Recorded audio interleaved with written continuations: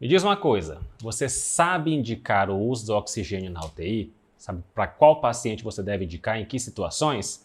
É exatamente sobre isso que eu vou falar nesse vídeo. Roda a vinheta.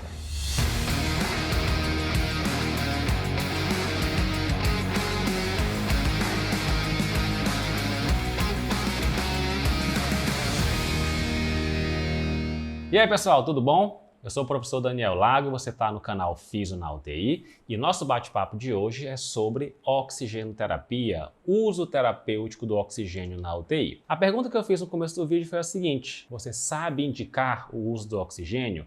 Para que perfil de pacientes cabe aplicar a oxigenoterapia? Olha só, a indicação clássica para utilizar oxigênio suplementar é a hipoxemia, ou seja, a redução dos níveis de oxigênio no sangue. Como que eu posso observar isso? Existem várias formas. Por exemplo, gasometria arterial.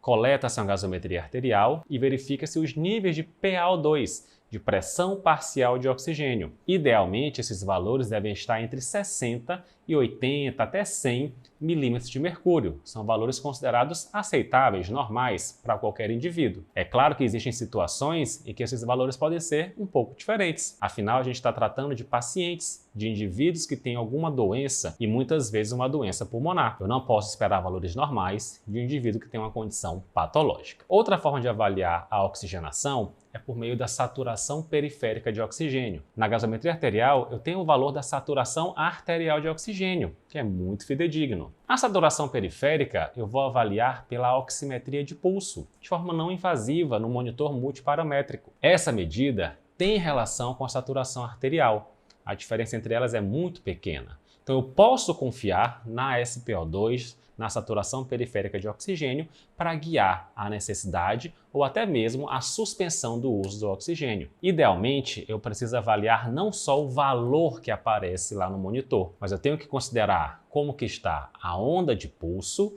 e a qualidade da perfusão periférica. Indivíduos que têm hipotermia, pacientes que usam drogas vasoativas em grandes vazões, em grandes doses, que têm vasoconstricção periférica, a luminosidade externa, pacientes que estão em uso de esmalte, tudo isso aí pode influenciar na mensuração, na captação da onda infravermelha que tem lá no oxímetro. E isso vai alterar a medida e, consequentemente, o valor. De forma geral, vamos considerar a saturação periférica de oxigênio como valores normais acima de 90%. Quando a gente vai estudar a curva da oxihemoglobina, existe uma relação muito clara. Uma PaO2 de 60 milímetros de mercúrio equivale a aproximadamente uma saturação de 90%. Então, considerando esses dois valores como marcos, eu tenho aí, a partir daí, valores considerados normais. Entretanto, existem situações em que eu vou ter variações desses valores. Por exemplo, pacientes que têm doença pulmonar obstrutiva crônica, pacientes com doenças neuromusculares, pacientes obesos, com síndrome da apneia obstrutiva do sono, nesse perfil de pacientes,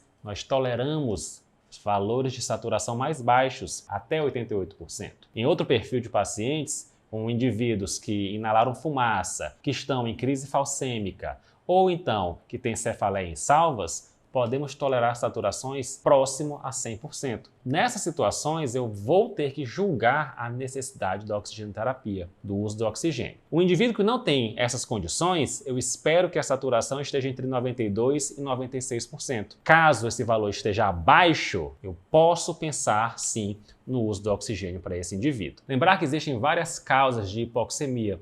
Eu tenho hipoxemia causada por alterações da relação ventilação-perfusão.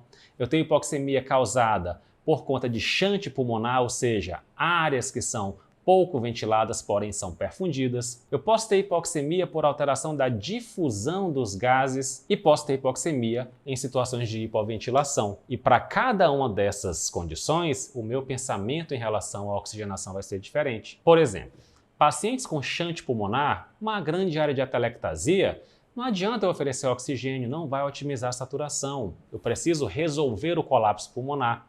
Aí sim eu consigo restaurar a ventilação e, consequentemente, a oxigenação. Acima de tudo, é fundamental, quando você estiver diante de um paciente que está cursando com hipoxemia, que você busque a causa. Não saia distribuindo oxigênio para qualquer paciente que tem uma saturação baixa ou uma PaO2 baixa. Antes de tudo, busque o porquê, busque o motivo, o que é que está causando aquele quadro. A partir daí, você vai ter muito mais segurança para poder definir se é necessário ou não. E também você vai conseguir, logicamente, saber o momento correto, o momento adequado de diminuir, de suspender, de alterar o fluxo de oxigênio que você está dando para o paciente na UTI. Ficou alguma dúvida sobre esse assunto, sobre o tema oxigenoterapia, suporte de oxigênio na UTI? Deixa aqui nos comentários que eu vou ter prazer de te responder. Não esquece de seguir o nosso canal Fiz na UTI e a gente se encontra no próximo vídeo. Valeu!